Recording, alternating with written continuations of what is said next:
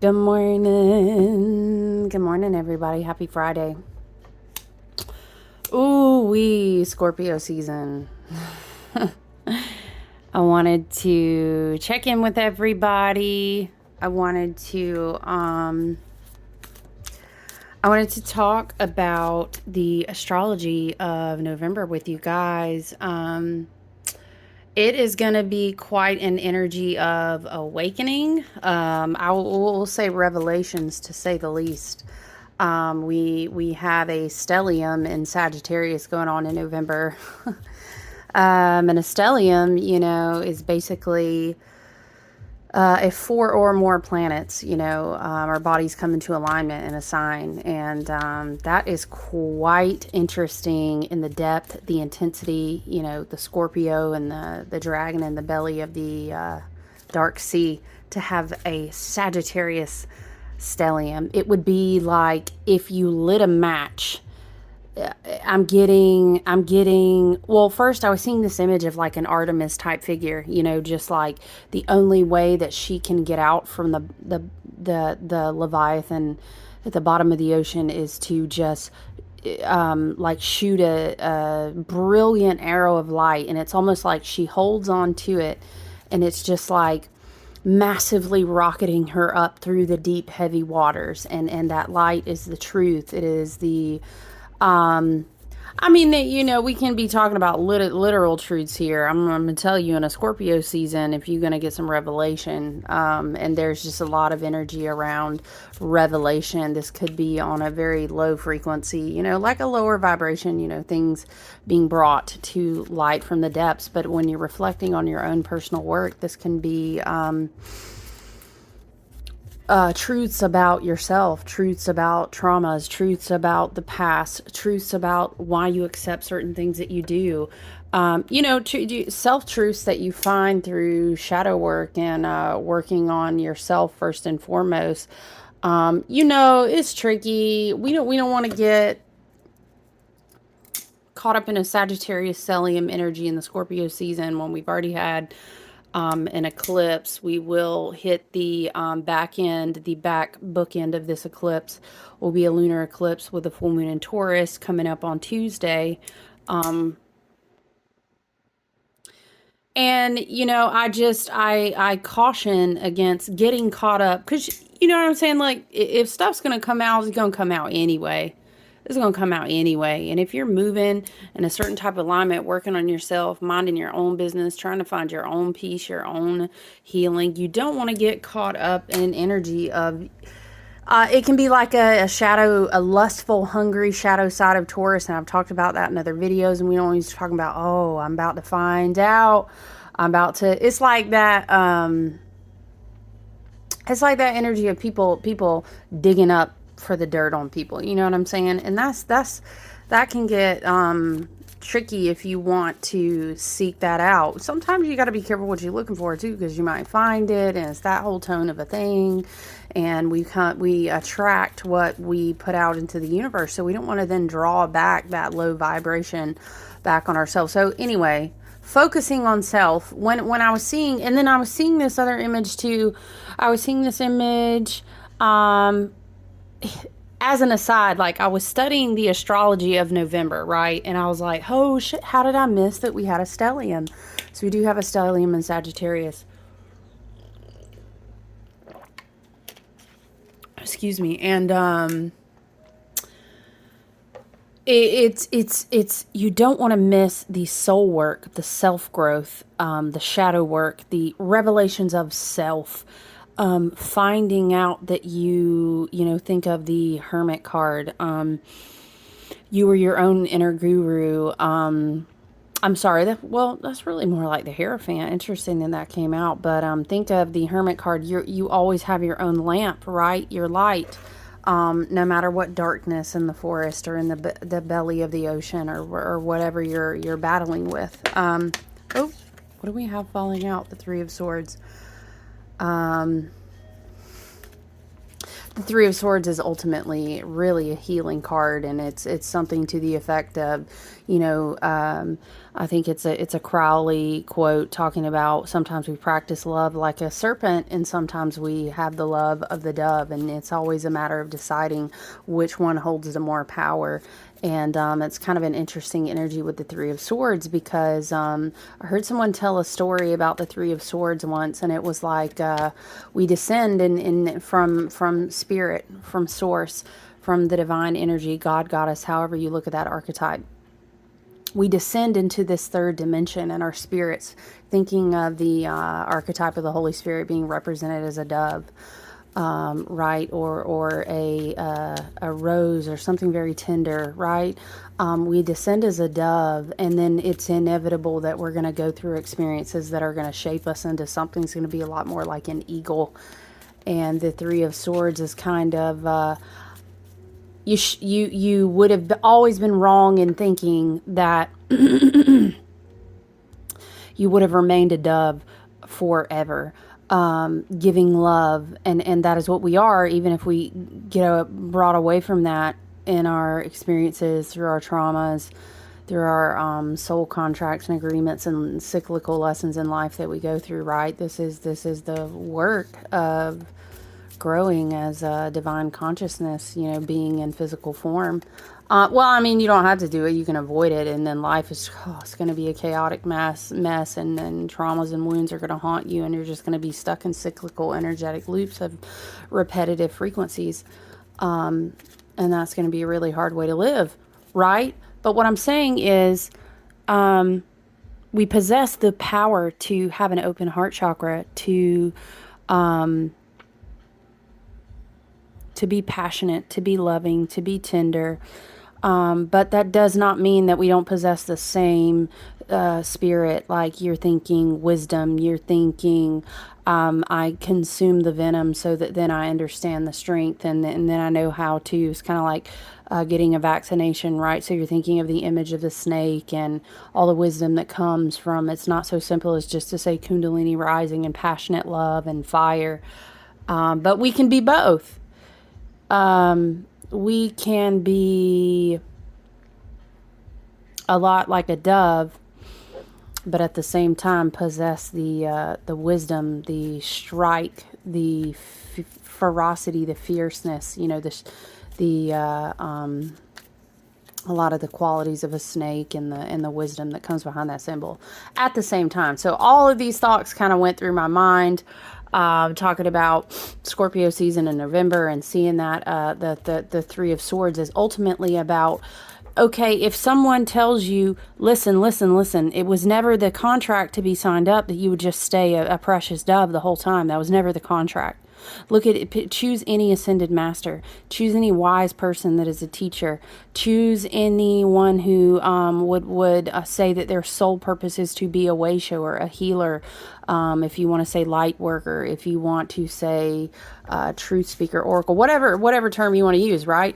Ask them what their life has been like, and I bet you'll hear about pain and suffering and brokenness and loneliness and what they decided to do with it. I heard someone else say once, this is coming to mind, and I'm just kind of channeling here because apparently the cards. Look, I tell people all the time when I'm shuffling with this pre-Raphaelite tarot, it's going to be ready to go. The energy, I mean, the cards will be ready to go. I was even going to grab an oracle deck, and I didn't even get to that. I got a new oracle deck, and it's really beautiful, and it's anything by Alana Fairchild I love. Where is it? Sorry. Oh, I see it. I'm going to grab it really quick, guys.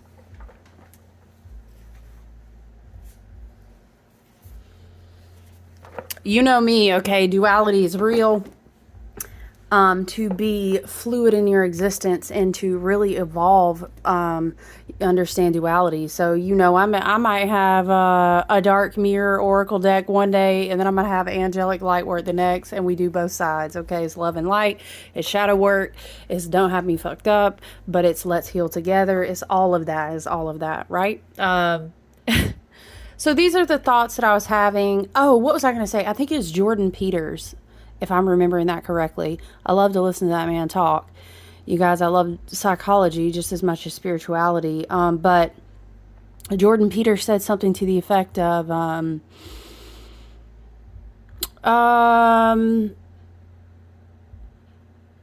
having morality. There's something like, do you have to be weak to be humble, and some to the effect of like, you have to, there's an ability to be strong, to be dangerous, to be powerful. But in practicing morality, he made this reference kind of to like learning a martial arts training, along with learning martial arts training of knowing how powerful you are. For example, as a snake that's venomous, comes with the twofold side of that. The polarity of that is knowing that, I think he was speaking on something about something like, do you have to be overpowering? Do you have to be certain things to be in control or to be considered powerful? And it was a talk on how those who are powerful, be that with spirituality, be that with their body, be that with their mind, be that with money, morality is an important practice. Having that internal compass is an important practice, because you know how powerful you are. But it is, what is really the need for that if you are weak? You know what I mean? There's not, what are you practicing morality against? What are you protecting? So there's an ability to be meek and humble, but also to know on the backside that you're also, again, I'm making a reference to the dove and the serpent. I may very well have a very dove, compassionate, loving, forgiving, beautifully healing, like holy water type of spirit, such as the divine feminine, a lot of times actually. However, don't get me, excuse me, but it's just the way it's coming through. Don't have me fucked up. Because I may practice morality, I may practice spirituality, I may practice working my path, working my shadow, dealing with my own karma, because on the flip side of that dove lives a very, very powerful serpent. And I've been through a lot of life experiences that have shaped me not to remain a dove, but to also have that same love. And there's a body of teaching, again, I think it's a Crowley thing, but it's a body of teaching of like, the serpent loves in a stronger, different way than the dove, because he understands, he understands what his pain and suffering has like shaped him into as a form of wisdom, and he's not gonna stop possessing the ability to give that dove spirit away, but it has developed its own wisdom, its own strike, its own balance. So that really came to mind. All those things kind of streamlined and came to mind for me when I saw the Three of Swords. The Three of Swords is teaching you that if you, and I say this lovingly, if you thought you were going to come into this world and not be hurt, not go through pain and suffering, not have trauma, then you had it fucked up. You just had it fucked up. And the Three of Swords teaches you that every experience, every cycle, one sword, two swords, another sword, right? Taught us about resilience, taught us how strong we are, how much we could withstand. And then even waking up and looking in the mirror and very much seeing a dove, a beautiful, tender, loving, compassionate. In fact, that is almost a transformative power that lets you walk as a way shower the way that you do, but also not being mistaken that you're not still the serpent, that you're not still the eagle at the same time. So anyway, went off on a tangent about the Three of Swords there. We do have a stellium in Sagittarius, and Sagittarius wants to know the truth. So that's a very interesting notion to consider in such a season that some would say we're still in the solar, between the solar and the lunar gateways of the death portal. We are going into the descent. We are into the descent of the wheel of the year. We are in Scorpio season. So it's a very interesting concept to think of the duality of that. And I also was seeing this image of like, how if there's an oil spill on the deep ocean and like it catches fire and there's like all these raging flames on top of the deep black dark ocean, like in the middle of the night. I was also kind of seeing this image of contrast.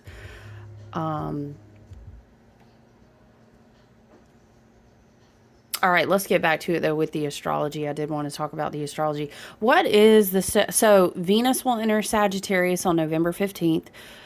Mercury will enter Sagittarius the 17th.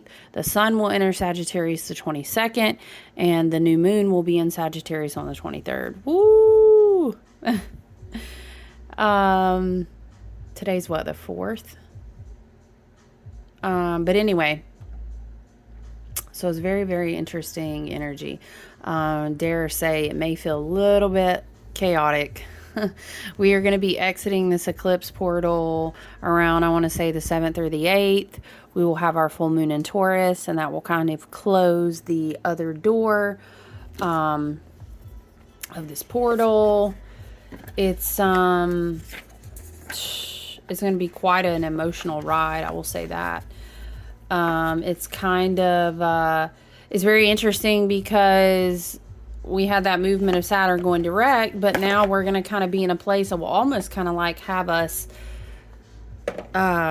these are so pretty, by the way. It will almost have us saying, you know, hey, I thought we were working on a new core, embodiment of stability. But we're also going to be at the same time kind of interestedly tested on the illusions of how we think we can be in control, or we are in control. So all right. So in November, we do have Mars just went retrograde on October 30th. We're going to have a square to Neptune. Mars retrograde, you know, being a very egoic, masculine, action-oriented planetary archetype. It's interesting when Mars goes retrograde, we kind of feel that slowdown. It is retrograde in Gemini. So it is going to be almost like feeling a little bit suspended and up in our heads, kind of thinking about why we do what we do. Why do we want what we want? Excuse me. And then how do we act on that? And then again, think about the backdrop of all these planets going into Sagittarius. We want to shine a light. We want to find the truth on the inside of getting to the core about what really makes us who we are and why. And do we like that? Are we okay with that? Is that manifesting from the healed and evolved part of us? Or is that manifested from lower vibrations of wounds, trauma, pain, stagnant, old behaviors, old stories, old people that we need to release from our lives because really we're not happy with why we do what we do? Why do we take action, or why don't we? So we're reflecting on like our intention, you know what I mean? Like our motivation. So it's going to be a little tricky too, because we're going to have like this Mars Neptune square.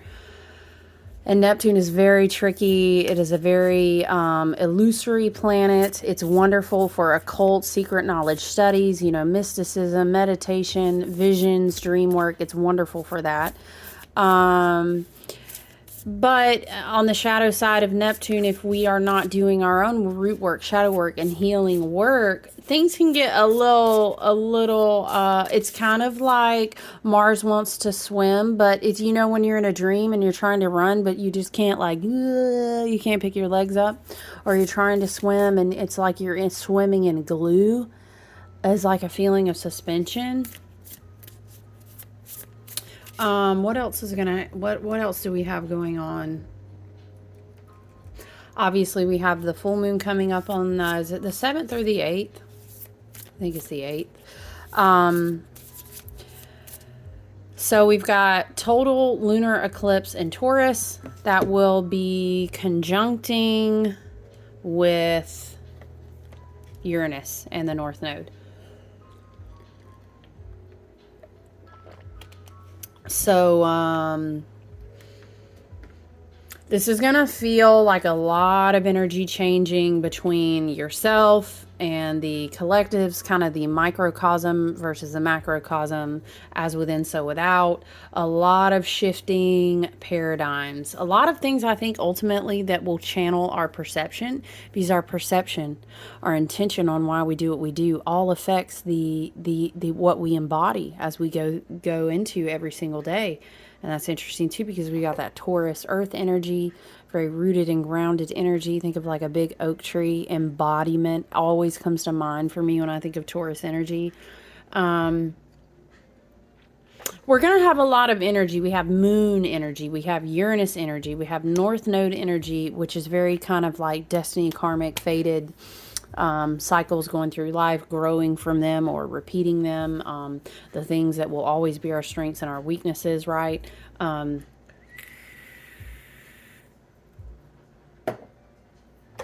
But I think we're going to have a lot of movement and energy that will kind of, Uranus sometimes, especially in doing some movements here and some conjunctions and any kind of nodal energy is going to feel very fated, very destined type of things you find out, or things that happen in the collective, or things that happen in your individual life that will kind of Uranus. Uranus is a beautiful energy. I think a lot of times people do focus on the shadow of Uranus because shadow will shock you with something.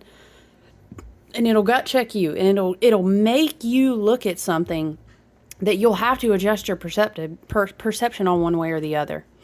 Why were you even attached to that? Why was that a part of your identity? And then remember, we've got that Mars retrograde going on, and you're thinking, well, what was my motivation behind that?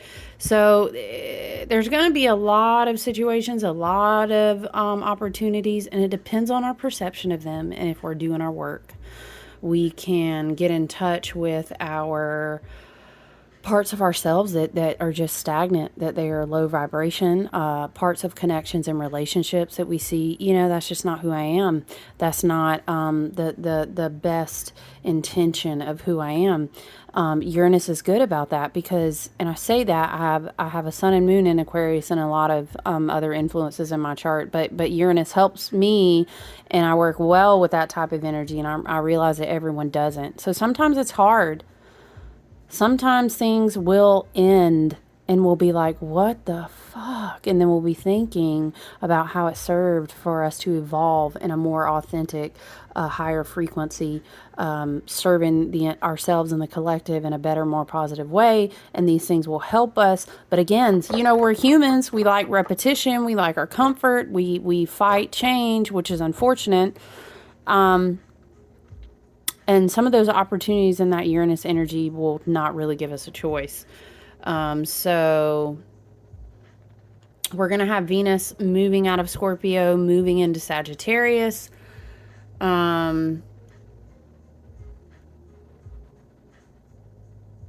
So I think this is good because Venus and Scorpio really had us questioning relationships with people, which ultimately traces back to the relationship, the intimacy, the connection you have with yourself and your own self-worth. And we probably have seen a lot of relationships, a lot of friendships, a lot of family. We've seen a lot of people exiting our lives, right? But it is ultimately for the best. So now Venus going into Sagittarius, I feel like, is going to want to kind of expand again. Like what other people want to come into my life now. Sagittarius is like a really free energy, along with always wanting to find the truth, champion the truth and what is right. This is higher vibration of Sagittarius, right? And wanting to just be free. So if we can evolve in this perspective shift, in this what is my real motivation shift, what we'll see, and I talk about this all the time, is your personal vibration will start to change. Your frequency will start to evolve and rise, and then it's like you emit this ping into the universe. It's a vibration, and you say, since I'm no longer having this in my life, right? And you create death, but then you have a void. And from the void, all things, even though they die there, they also grow from there. So the universe is immediately, the divine energy that runs through all things is going to say, let's put something in that matches this new vibration that you have. And that's how it works. As within, so without at all times, right? So I hope that if we're doing our work, I hope I would hate to say, and it's never in judgment, always in love and light. We're on different parts of our path, and that's just how it is. And we're growing in different places and through things, through different generational ancestral karma. We have different contracts. We have different lives, and we're all different parts of the divine being expressed in different ways. But I'm saying it's going to be tough. This is going to be a tough season, no lie, if you've not been doing your shadow work. If you refuse to let go of these karmic situations, these people that are toxic in your lives, that are not the best influence, that are not the best energy contracts, and you know this, because I know it, you know it. If I always tell you, if I'm talking to you, it's because I've been talking to me. Okay, you know this. So if you want to attract something different, you do the work. And if the work has not been done, whether you want to call that shadow work, personal evolution, root work, healing traumas, healing wounds, better understanding and knowing thyself, right? It's just going to be a really tough thing to continue to attract these same karmic energetic loops and the lessons. This would be like, imagine trying to teach your toddler, and I've said this before, imagine trying to teach a toddler, no matter what, she just wants to touch the damn stove. And so our spirit guides, our ancestors, our higher self, they're just going to say, how can we set up these lessons in a way repetitively? Well, we keep doing it this way, I guess we're going to have to kick it up a notch. And I'd hate to see the levels being kicked up a notch to where there's a level of pain and suffering, or either there's a level of removal or separation, or whatever the case may be. This, like, they ain't no way they're not going to get it this time. There ain't no way. And the tough thing sometimes too is that you don't understand how long those karmic agreements are going to play out, how long you're affecting the ripples of your timeline down the road by continuing to go into these energetic contracts with people, continuing to go into the same loops. And ultimately you have to say, again, Mars in retrograde in Gemini, what is the intention? Why do I keep dating this type of person? Why do I go back every time to this family member? Why? What is it inside of me? That is the thing that I have control over. And if I don't understand that broken energetic loop, that ripple that I really need to feel completely and transmute, I'm gonna keep attracting the same thing. Why? Because there's a fated destiny of, and you can even look back, and I won't even go into ancestral trauma and all these different wounds and stuff like that. It's cyclical. I mean, is the buck going to stop with you or not? That's kind of the vibe. Do you know what I mean? All right, cool. Well, your spirit guides, your ancestors, and your higher self, they're just like, we really wanted to put you in the new class, but you are not studying. You are not getting it. So what we're going to do is we're going to do like a version A, B, C, or D of this class. And it's going to be a lot tougher because apparently you are not, that's like you're reprimanding a teenager, right? And you're just, I'm going to teach you this lesson this time, because if you think, imagine it that way, but with your ancestors, with your higher self, with the universe, because you're literally the universe. You're literally God energy walking in form every single day. And why keep putting yourself through that? We want that, your spirit guides, your ancestors. This is you growing from making these same repetitive loops of choices defines the collective. Because all of us individually made up as a whole is a collective. So we got to get it. Our ancestors, our guys out here like, oh, fuck, man, they got to get it. Right? Okay, let's move forward. So I hope that Venus in Sagittarius energy mid-month in November finds you growing, your frequency and vibration kind of evolving, and this drawing, maybe new situations, a new place, a new group of friends, a new group, a new person to study with, a new teacher. Doesn't have to be maybe, hey, romantic partner, and that's good for you. But whatever that looks like, I hope you're drawing in new things that match your evolution and your frequency as you're growing. We also have Mercury going into Sagittarius, which Mercury is your mental energy. That's your mind, how you perceive reality, your thinking, which is very interesting. Mars retro in Gemini, but also Mercury in Sagittarius is good mental energy combination. Sagittarius likes to get very philosophical. We're talking about the truth and right and wrong and things like this. So Mercury and Sagittarius can be a really good. I get that Mercury and Sagittarius feels like, you back up from the snapshot for a minute and you kind of see more of a panoramic view. You kind of you're thinking about your beliefs. You may find yourself being drawn to a new path of spiritual study or any kind of study, as philosophy, psychology, these why do we do the things that we do and stuff like that. A very inspirational type of energy.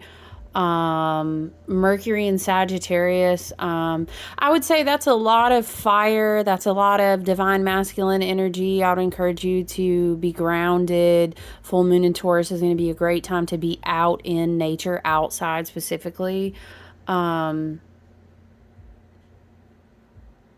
Engaging like-minded people, I'm thinking too, for Mercury and Sagittarius is going to be important. And then of course on the 22nd, which is going to be 2-2 in 222, beautiful day, we're going to shift into Sagittarius season. And Sagittarius season is just, I love Sagittarius season. It's a tough run for me going through Virgo, Libra, Scorpio, for me personally. But like I have like a ton of air in my chart, and so those were always tough for me. All right, let's get grounded. All right, let's clean up. All right, let's evaluate. Let's talk about these relationships. All right, let's go into the belly of the beast. So Sagittarius is Sagittarius season, which is preparing us to go more towards start moving slowly but surely to the solstice and the return of the light on the wheel of the year. We kind of feel that it's like that tingling of the brightness and wanting to rekindle. And again, Sagittarius is very much about beliefs. It's very much about what is inspirational. It's very much about philosophy. It's very much about psychology. So these are beautiful things. Would really be if you're feeling called. Oh yeah, I want to get an oracle. If you're feeling called to gravitate toward a new spiritual study or join a new group or maybe study psychology. Or philosophy, these are great times for that. And that may help you with that Mars retrograde in Gemini energy. Why in the am I doing these things that I do? I'm tired of it. I would like to grow. I would like to evolve. To be a great time to get a tarot reading. Shameless plug. No. But no, it would be. But anyway, that's not the point. We will, on the 23rd, have a new moon in Sagittarius. Jupiter will go direct. I love, by the way, as a side note, I love this energy that Jupiter, Jupiter's was in Pisces.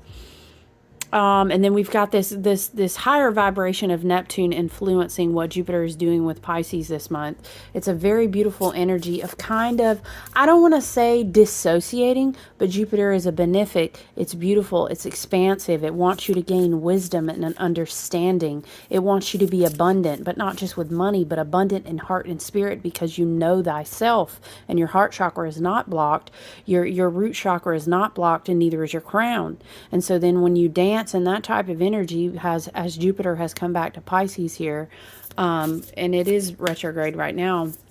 But I think it's a very nice uplifting energy to have right as we are dealing with Scorpio season, and the Neptune dancing with that Jupiter Pisces is nice, because again it gives us a minute to kind of not stick our heads in the sand and like spiritually bypass and sit and not do the real spiritual alchemy work, but just kind of checking out and I'm meditating, but you're not really, what I'm saying? It's kind of that vibe of like spiritual bypass, and we don't want that.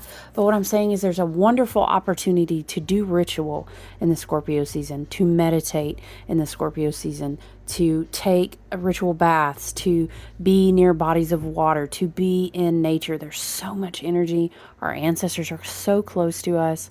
Our higher spirit guides, the spirit guides that live in the realms of the animals, the trees, the rocks, the plants, all these vibrations can really, really assist us right now while we're doing some deep work.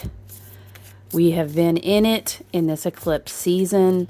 It's been heavy. and it's good for us.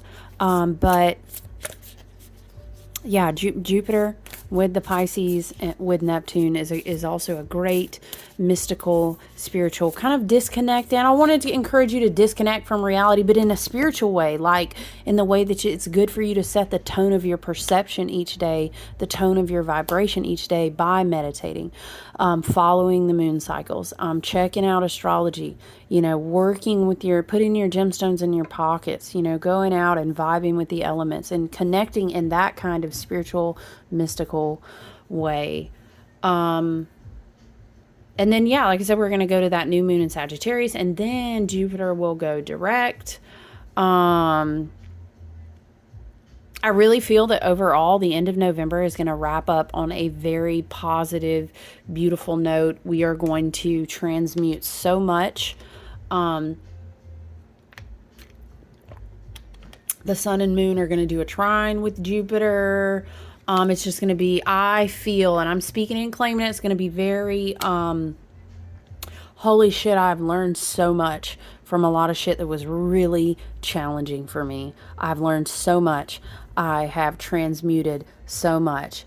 I hear on like a loop in my mind to just continue to call on your ancestors, your higher self, and your guides. It's very much a be grateful, be so grateful, practice so much gratitude while you do this really deep work. But also ask for help is a vibe, very strong. It's come through in a lot of readings. I've even heard other people, that I respect and follow and learn from. Ask for help. Call on your spirit guides, call on your ancestors, call on your higher self, mingle with like-minded people that is like, what is that phrase? Iron cutting iron. Iron forges iron. Be around people who grow your mind, who hold you accountable to a different standard, who want to know the truth about the same things you do, who are inspired by the same things you do. And then definitely just once again, honoring, thanking your ancestors, calling on them for guidance, calling on them for protection, calling on them for energetic healing, for cord cutting, all those things. So that is the tone of the astrology in November. Is very much kind of like, whoa, we're starting out super heavy. Wow, a lot of things are being revealed in my spirit. Ooh, this is really tough. I've got a lot of releasing work to do. And then it kind of turns into like this like, it's like gears turning, accelerating back up in frequency, which is going to help if we can feel, but then we can also release and transmute it. Again, I get that vision. It's like Artemis. Someone dropped her in the ocean. She's looking up, she's drawing her bow and she shoots it and it's light. And she's kind of like, remember, it's like trying to swim in the ocean. And you're like, but I can't. It feels like sludge.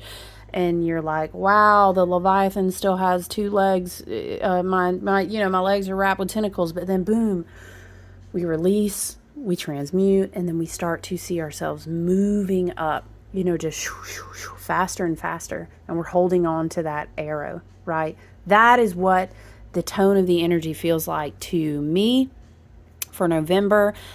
And I don't know about you, but like, I need that. I need that. I personally am getting ready to start on a whole new path of study, have my whole new teacher. I'm very excited. I would say if you, I am also thinking about, I have a full moon group right now that I'm thinking about opening up new moons. So there's a lot of opportunity to get in attunement, so you can kind of catch the arrow so you don't get left to the bottom of the ocean, right? Okay. Let's read an oracle card from this amazing and beautiful Alana Fairchild deck. Y'all, I want y'all to know that this is a cardboard piece. Y'all hear that? I hope that doesn't make the dog bark. Now, I shuffled. Bless. I shuffled this whole time with that. That's okay. It still got shuffled though anyway. Oh, bless. Okay. So the font is a little bit, can we just look at this image though? Amazing. It says soul love. Yes. I want to remind you, I want to encourage you that there is so much beautiful energy in the month of November for you. Your ancestors return to this place when they leave this dimension. This is the place we resonate from. This feels very Palladian. This feels very other cosmic. It doesn't have to be Palladian. You know, you guys, if you're called to like the starseed, star family energy, you know, Arcturian. I could make a whole list if you're ever interested in that. It's very fascinating to read on. There are people who channel like light codes and languages. Very beautiful, healing, good medicine for the soul if you resonate with that. But it's just what that makes me think of. Oh, it's beautiful. We're just going to take a deep breath together.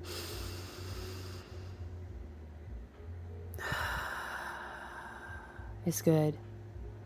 It's good. I feel like if we could see what transmutation looks like, it would look like that. Don't you think so? I'm going to have to share a photo of that. That is just, it heals me. And it's like this green rose in the center. That's very beautiful. Let's read about soul love, number 33. These can be kind of long too, so let me see. Let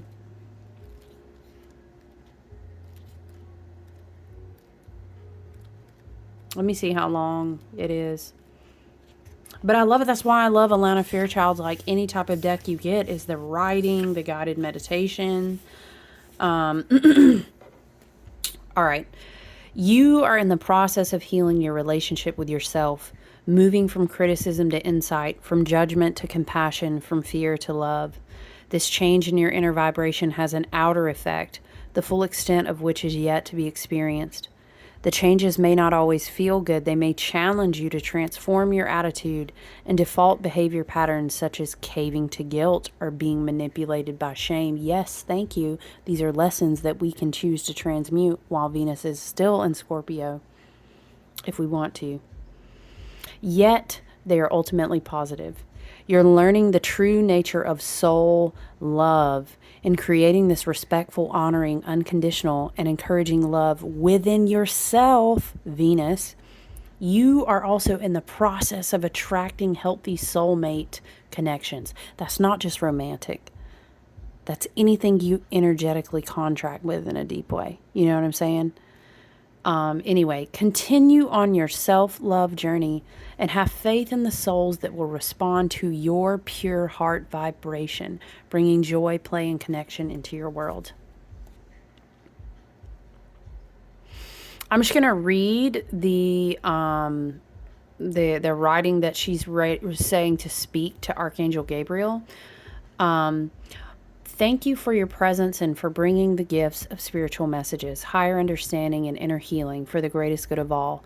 You wash my heart and mind in sacred waters that cleanse and renew the soul, and I'm ready to experience healing and rebirth. Please hold and protect the sacred space for healing to happen according to divine wisdom. My heart is open to you, beloved angel. I surrender into your protection and guidance of this sacred work. So be it. Amazing. Beautiful. And I will tell you this, if you don't personally resonate with the archetype of archangels, this is the element of water. You can think of a spirit animal, a place in nature, the divine feminine archetype, anything that's related to that element of water, if that helps you connect to the vibration of that with Archangel Gabriel. Soul love. Yes. Yes, I think it's really in alignment, like I said, with that shift from Venus being in Scorpio, then Venus moving into Sagittarius. So I love that. I love that for us.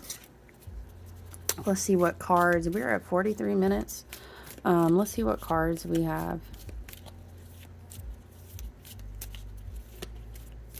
Thank you to our higher selves, the divine energy that runs through and connects to all things, our ancestors and guides. Thanks to you, thanks to me for showing up to do the work, just expressing gratitude. It's an important energy right now. This card keeps wanting to get stuck to my... So the Hierophant. See, what was I saying? I feel like Spirit is screaming from the rooftops. From the... Spirit is not screaming that. we are being told loud and clear that I think to continue to grow, there's room for studying in some new way. That may be contributing work back into yourself, soul growth, body growth, mind growth. What is it if you think about studying something new? This could be a new book. This could be a new channel to follow. This could be getting a new teacher. And it doesn't have to be getting a new teacher outside of yourself. Sometimes you can have a massive paradigm shift and your perspective changes so much that you begin to teach yourself in new ways.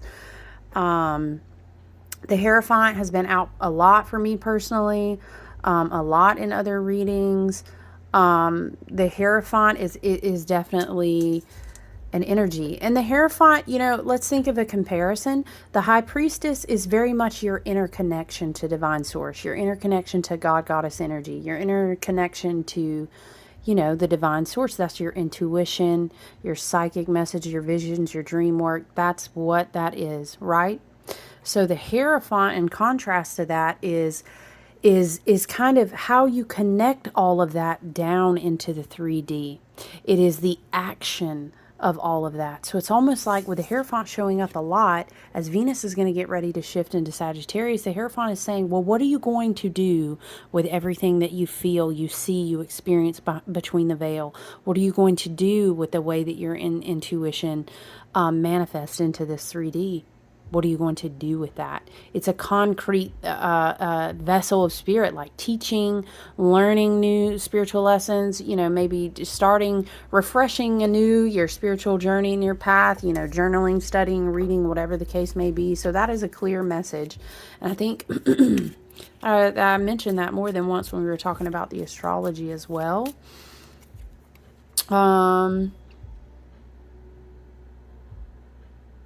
Wow, we also have the Ace of Swords. The Ace of Swords with the Hierophant. Man, I'm just telling you. I love, in the pre-Raphaelite Tarot, I love the golden butterflies around her crown. The winged friend that is also golden. This is a very golden, bright, regal, spiritual energy. The crown on top of the sword. It is like... your crown chakra wants to be open so that you can receive new wisdom. You can download new knowledge. The Ace of Swords is very much kind of like an aha moment, a moment of breakthrough of clarity. I kind of see how it was all connected now, and again, that beautiful stellium energy in Sagittarius that is going to be gifted to us in November. It's massive Ace of Pentacles, but connected to the crown. I'm hearing also intuitively this message too is like there will be revelations in Scorpio season going through November, and it's all going to be in how you perceive them. Do not allow them to knock your mental, spiritual alignment out, because sometimes we can't control what other people do, what other people say, what they have done and what they have said, and what we were not told. We can't control any of that. And even with revelations, we can say, okay, you know what? Noted. But it's kind of a matter of what are you going to allow to pull you back down into another karmic cycle, another energetic loop that is going to pull you out of your frequency, your highest alignment, your best and highest vibration. Because you're being called to a path here, but there may be things that come out, thinking of like that aha moment with the Ace of Swords that might kind of say, well, you're going to drop your crown. What? You're going to let them pull you back into that caddies. You're going to be answering that DM. You're going to go back to them. You don't need to.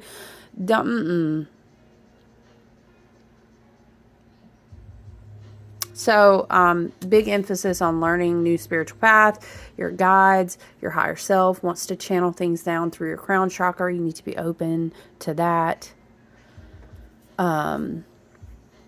And then we have the Hangman. I love it, because what was I just saying? We are not bothered by it. Our perspective has been shifted around so much that we've learned that it just doesn't even matter anyway. We're releasing. We're letting go.